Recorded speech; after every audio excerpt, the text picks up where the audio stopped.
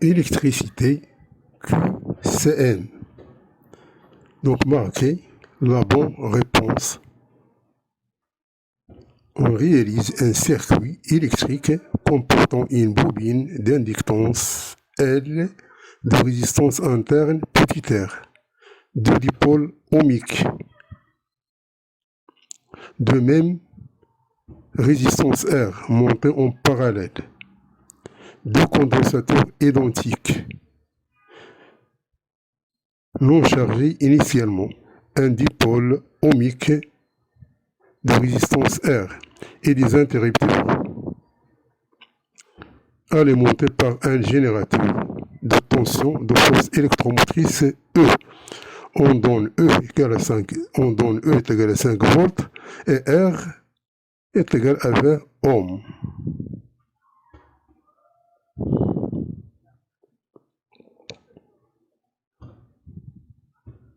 À l'instant t égale à 0, on ferme les interrupteurs K1 et K3. K2 est toujours ouvert. Donc la question numéro 1, c'est l'équation différentielle vérifiée par l'intensité instantanée du courant IT traversant le circuit. Donc l'équation différentielle vérifiée par IT, c'est-à-dire le courant principal. Donc le courant qui sort et qui part ici. Donc, on a schématisé, donc on a fermé K1 et K3 et on a laissé K2 ouvert. Donc, par application de la loi d'addition des tensions dans la grande maille, c'est parce que le courant, elle va passer dans la grande maille, puisque ça c'est ouvert. Donc, on aura donc E moins UL de T moins UR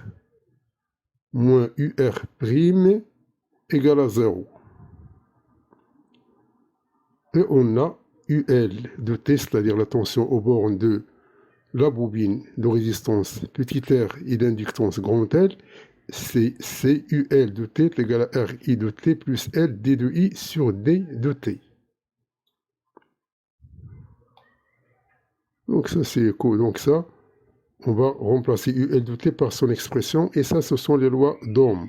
Donc UR de T est égal à RI de T et U' R de T est égal à R équivalent parce que puisqu'ici on a deux résistances. Donc ils sont en parallèle. Donc voici le R équivalent. Donc R équivalent fois IT. R équivalent est égal à R fois R sur R plus R, c'est-à-dire R au carré sur 2R qui est égal à R sur 2 fois IT.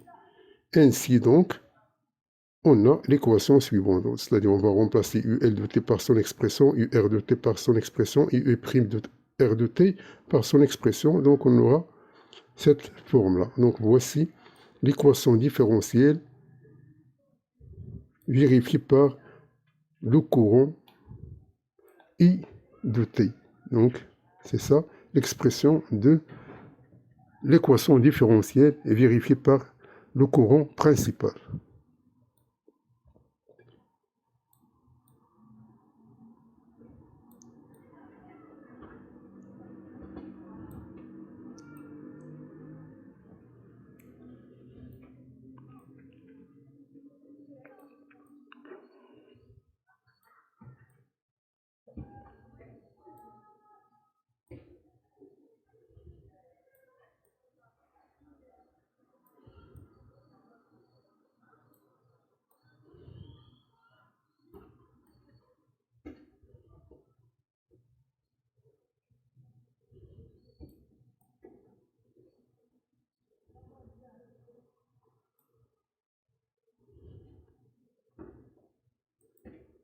La question numéro 2, la constante du temps, taux, du circuit A.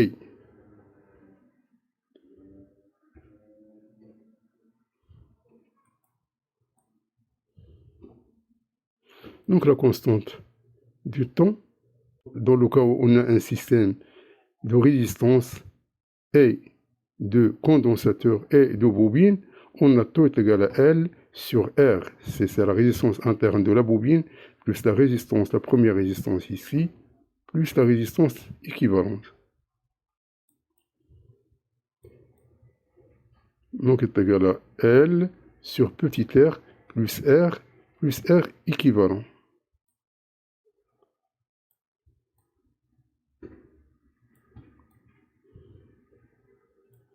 Donc est égal à 2L sur 2R plus 3R. Donc voici la constante du temps du circuit en question.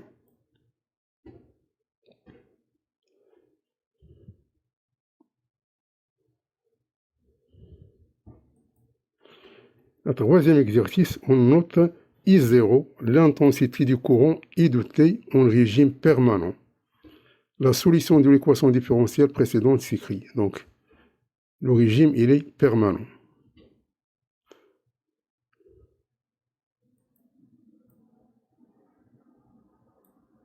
Donc, puisque le régime, il est permanent, c'est-à-dire que IT est égal à une constante, donc la dérivée par rapport au temps, elle est égale à 0.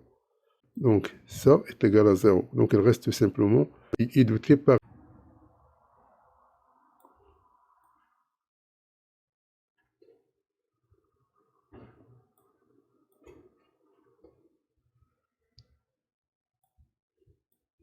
Donc, I de T est égal à 2E sur 2R plus 3R.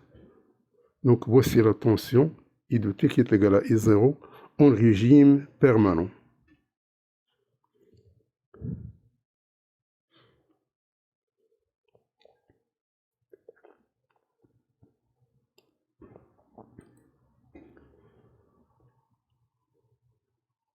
Quatrièmement, l'expression I0 s'écrit.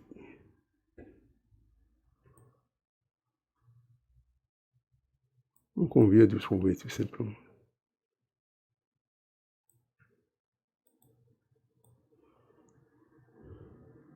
Donc cette expression c'est celle-là, puisque donc, comme le régime est permanent, donc I de T est égal à une constante, donc c'est-à-dire égal à I0. Donc I0 est égal à cette expression-là.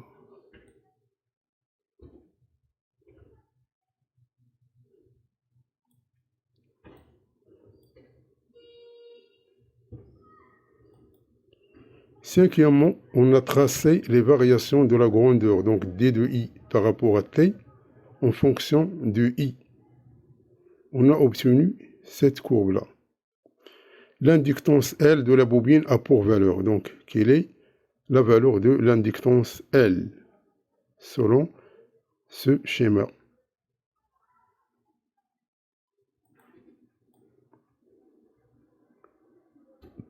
Donc ça, c'est une droite de pente négative.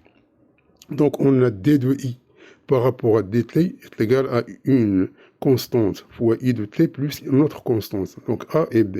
Si I est égal à 0,125, on ce point-là, alors D de I sur dt égale à 0. Donc on aura donc 0,125A plus B égale à 0. On ce point-là, lorsque t égale à 0, b de I sur dt est égal à 6,25. Donc 6,25 est égal à 0 fois A plus B. C'est-à-dire que B est égal à 6,25. On va la remplacer ici, on va tirer le A. D'où D de I par rapport à dt est égal à moins 50 I de t plus 6,25 ampères par seconde.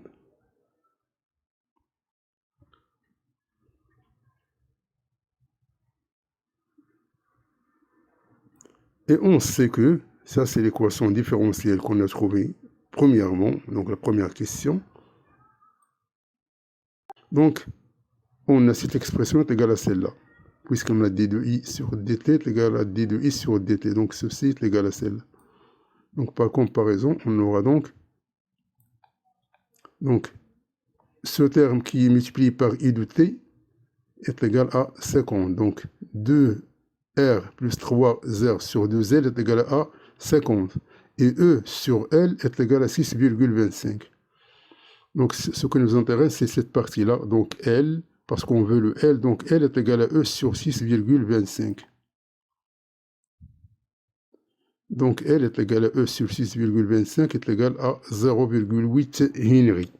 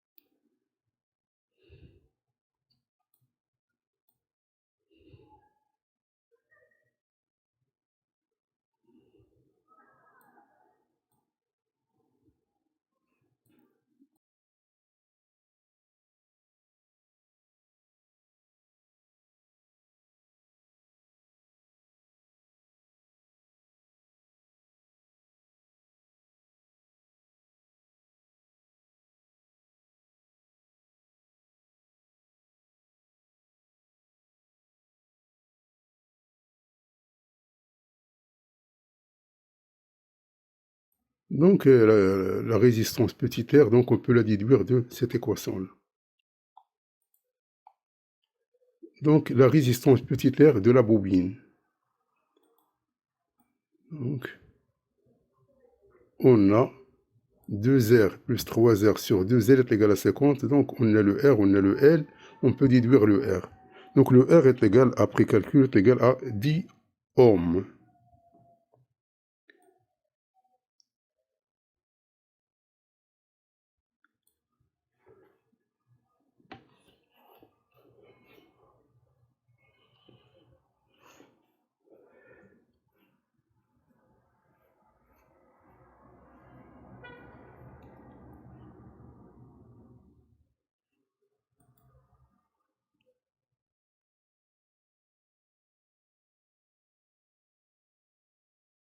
L'énergie emmagasinée dans la bobine en régime permanent. Donc l'énergie emmagasinée dans la bobine. Donc ça, elle a une formule qui est égale à 1 demi LIM au carré. Donc puisque le régime il est permanent, c'est-à-dire que IM est égal à E0. Donc EM est égal à 1 demi L E0 au carré. Donc tout simplement, on va remplacer les L et le E0 par leur valeur. Donc on va trouver que l'énergie mécanique est égale à peu près 0,00625 joules.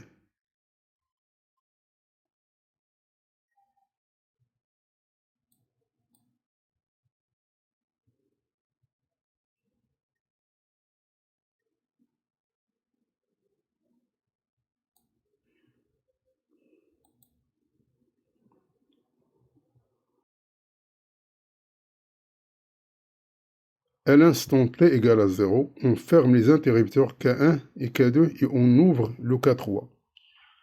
La question 6, l'équation différentielle vérifiée par la tension UC de T, c'est-à-dire la tension aux bornes des condensateurs,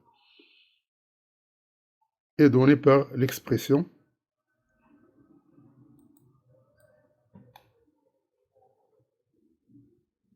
Donc on va fermer le K1 et le K2. Le K3, il est ouvert. Donc le courant, tout simplement, il va circuler dans cette partie-là.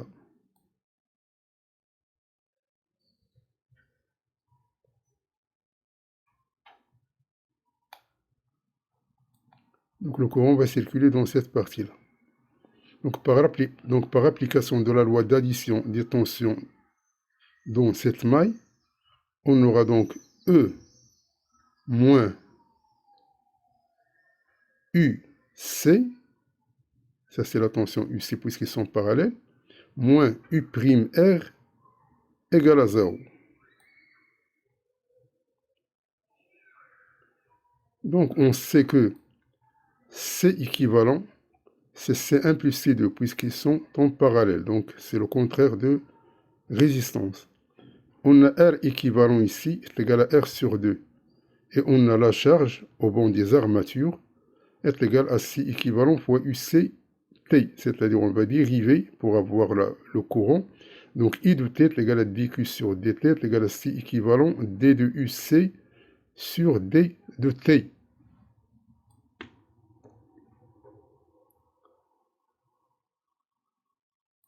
Donc, on a U' de R de T est égal à R équivalent I de T. C'est-à-dire est égal à R sur 2. I de T, elle est égale à C équivalent qui multiplie DUC sur DT. On va la remplacer ici. Donc, on va remplacer. On va garder U de C de T. On va remplacer E' de R de T par son expression. Donc, on aura donc E moins UC de T moins R sur 2C équivalent DUC de T sur DT égale à 0. Donc, c'est ça. Donc, après, tout simplement, réarrangement, c'est-à-dire, on va trouver que DU de C par rapport à DT plus 1 sur RC UC de T est égal à E sur RC. Donc, voici l'équation différentielle vérifiée par la tension aux bornes des condensateurs en parallèle.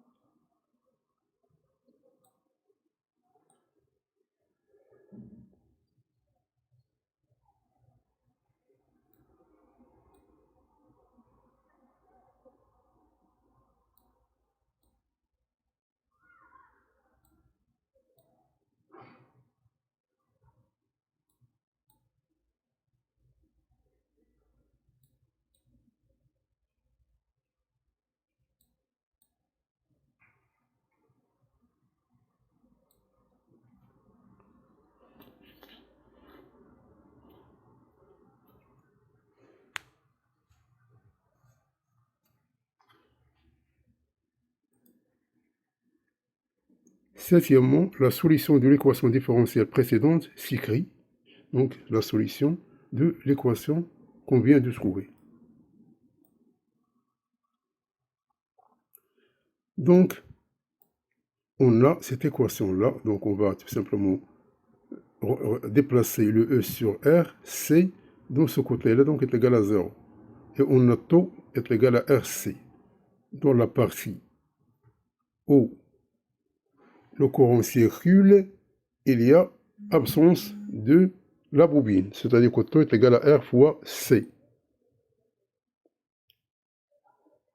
Donc, dans ce cas-là, on aura donc D de U sur D de T plus 1 sur taux U de C de T moins E égale à 0, puisqu'on a ici RC, RC. Donc, on va faire un petit changement de variable. On va poser ce terme-là est égal à un Z de T. Donc la dérivée de ce terme est égale à la dérivée de ce terme. Donc ça, il est constant. Donc tout simplement, il reste D de Z par rapport à dt est égal à 1 sur taux D de UC par rapport à dt. Car la dérivée de E, c'est 0, car E, c'est une constante. Donc d'où D de U de C par rapport à dt est égal à taux fois dz sur dt. Donc on va la remplacer ici. Donc ça, on va la remplacer par ce terme-là. Et ce terme-là, on va la remplacer par Z. Donc on aura une équation. Donc l'équation devient taux D de Z par rapport à dt plus Z de t égale à 0. Soit taux D de Z sur dt est égal à moins Z de t. Soit dz sur Z est égal à moins 1 sur taux dt. Donc ça, donc on passe à l'intégrale, donc ça est égal à ln de z, c'est égal à moins t sur taux, plus une constante. Donc cette constante, on va la nommer ln de k. On aura donc ln de z de t moins ln de k est égal à moins t sur taux, d'où ln de z sur k est égal à moins t sur taux, c'est-à-dire que z de t est égal à k, l'exponentielle de moins t sur taux. Donc z, on va la remplacer par son expression. Donc, son expression, c'est ça. Donc, on aura donc 1 sur taux U de C moins E est égal à K, E moins T sur taux. Donc, U de C de T est égal à E plus K sur... Donc UC de T est égal à E plus K qui multiplie taux l'exponentielle de moins t sur taux. Donc il reste tout simplement à chercher le k. Donc à t égale à 0, on a UC de t 0 égale à 0. C'est-à-dire que k de taux plus e égale à 0. Autrement dit, le k est égal à moins e sur taux.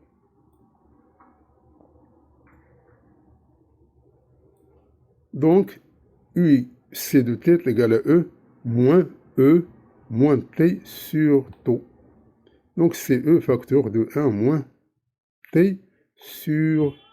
Donc, UC de t est égal à e facteur de 1 moins l'exponentielle de moins t sur taux. Donc, voici l'expression de UC de t en fonction du temps.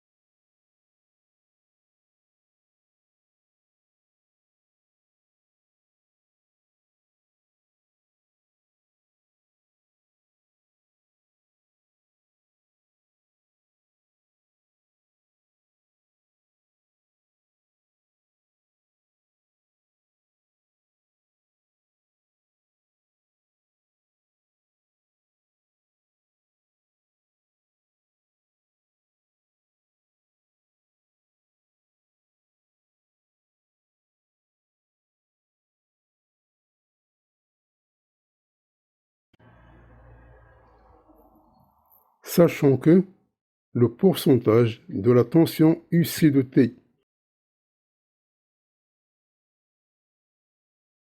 à l'instant T est égal à 6,91 millisecondes par rapport à sa valeur maximale UC max et UC sur UC max est égal à 99%.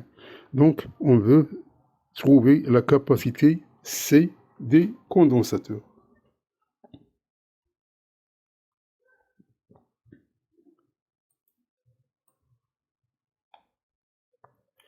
Donc, on a l'équation UC de T est égal à E facteur de 1 moins l'exponentielle de moins T sur taux. Donc, le UC max, c'est cette partie. Donc, UC max, c'est le E. Parce que UC de T est égal à UC max facteur de 1 moins l'exponentielle de moins T sur taux. C'est-à-dire UC max est égal à E. On a donc UC sur UC max est égal à 99%, c'est-à-dire 0,99. Donc, c'est-à-dire égal à 1 moins l'exponentielle de moins T sur taux. Donc 0,99 est égal à 1 moins l'exponentielle de moins t sur taux, c'est-à-dire l'exponentielle de moins t sur taux est égal à 1 moins 0,99 est égal à 0,01. Donc on trouve taux, donc après calcul, on va trouver le taux. C'est-à-dire après le calcul, on va trouver que taux est égal à 1,510 moins 3 secondes. Et comme taux est égal à RC, donc, et R est égal à 5 ohms, donc on peut déduire le C. Donc C est égal à taux sur R, donc est égal à peu près à 70 microfarads.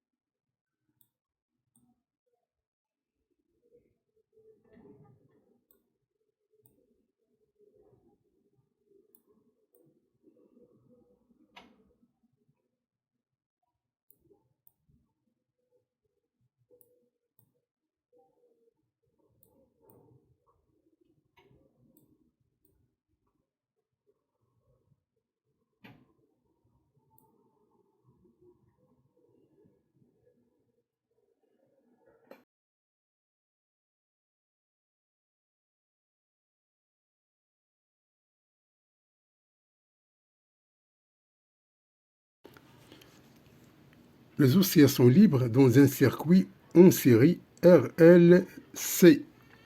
Lorsque le régime permanent dans le circuit précédent est établi, on ferme K2 et K3 et on ouvre le K1 à l'instant considéré comme une nouvelle origine du temps.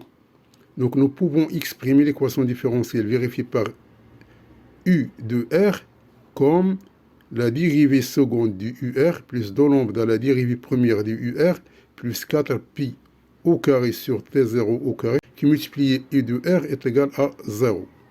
Donc lambda, T0, ce sont des constantes. Donc, la question numéro 9, l'expression de lambda s'écrit.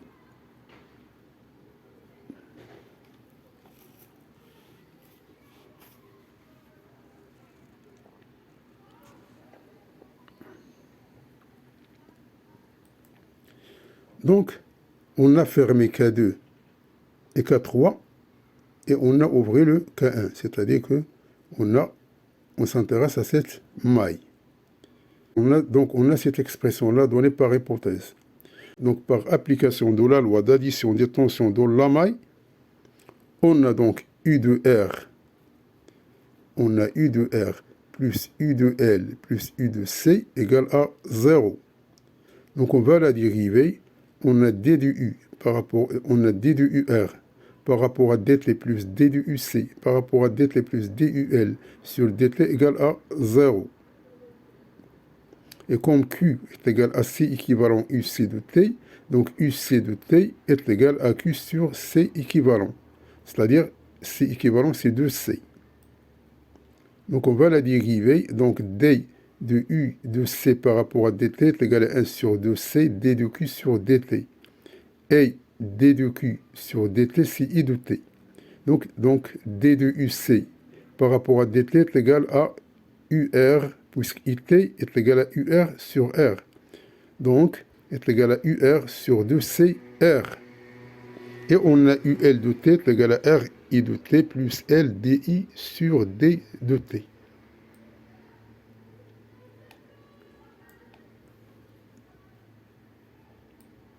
D'où, donc,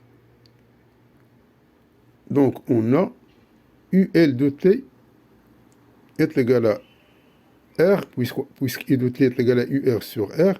Donc, UL de T est égal à R sur R, UR de T, plus L sur R, D de UR sur DT. Et l'autre dérivée, donc on va dériver UL de T, donc la dérivée, c'est la dérivée de cette expression-là.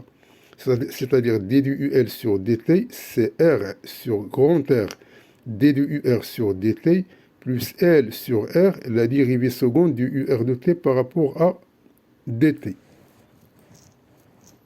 Ainsi donc, l'expression B, cette expression-là, elle devient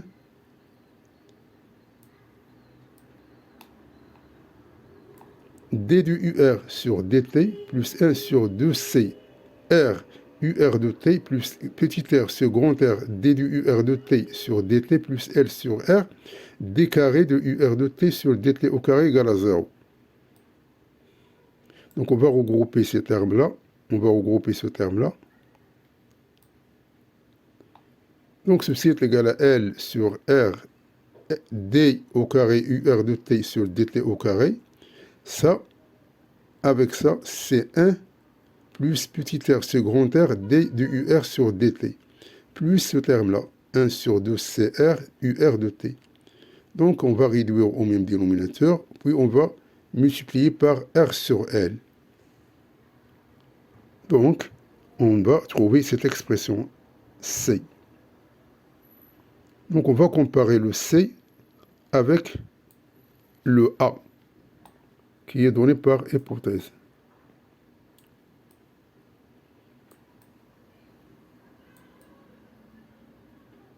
Donc on va comparer avec cette expression-là qui est donnée par hypothèse.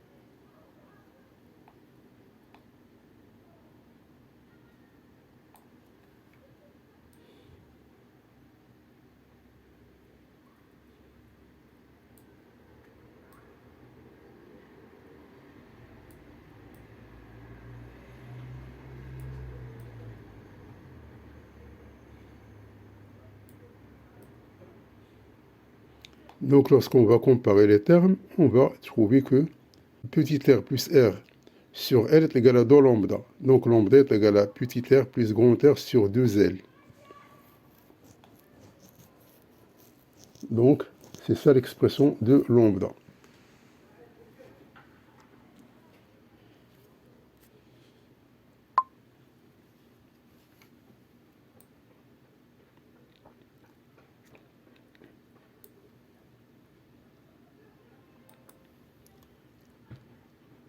T0, donc l'expression de T0. Donc c'est la période propre.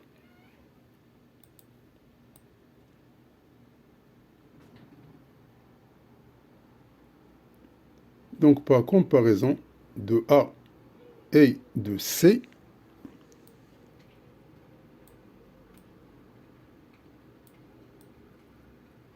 lorsqu'on compare le A avec le C, on va trouver que 4pi au carré sur T0 au carré est égal à 1 sur 2LC.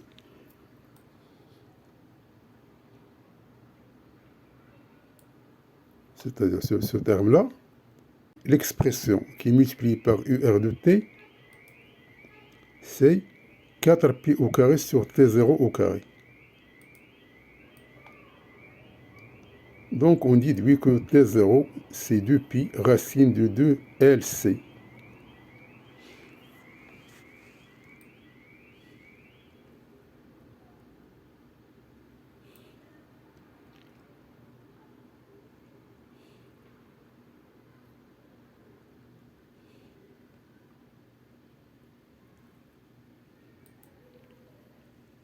Nous supposons la pseudo-période T du circuit RLC est égale approximativement à la période propre T0 de l'oscillation non amortie. Donc on va prendre T est égal à peu près T0. On donne T est égal à 68,8 millisecondes. Donc, quelle est la valeur de la capacité C des deux condensateurs?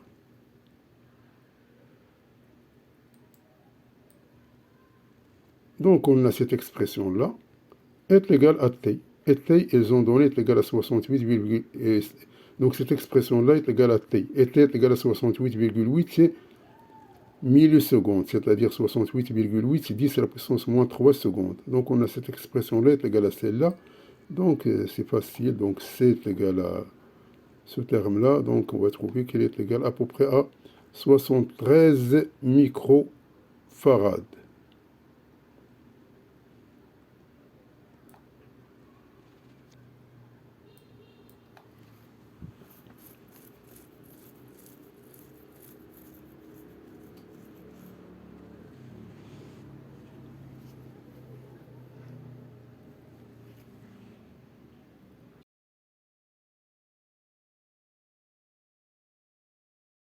Donc merci d'avoir suivi cette vidéo et à la prochaine pour un nouveau vidéo cordialement.